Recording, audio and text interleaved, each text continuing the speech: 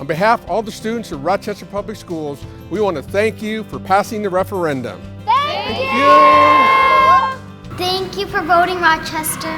Thanks for voting yes! Thank you! Thanks for voting yes! Thank you!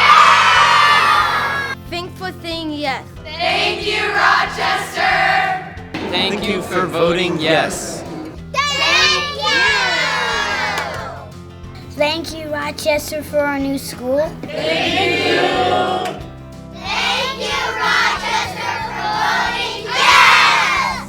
Thank you, Rochester community. We are very excited here at Longfellow Elementary to have the opportunity to be looking at a new space for our students and staff. Thank you for supporting Mayo Arts. Thank you for the swim community. I'd like to take this opportunity to say thank you for passing the Rochester Schools referendum. My thanks goes to several committees: the District Referendum Task Force, the Strong Schools for Rochester Committee, the Southeastern Minnesota Labor Council, Education Minnesota, but most importantly, to the community for taking the time to support our educational future of our staff and students. Thank you very much.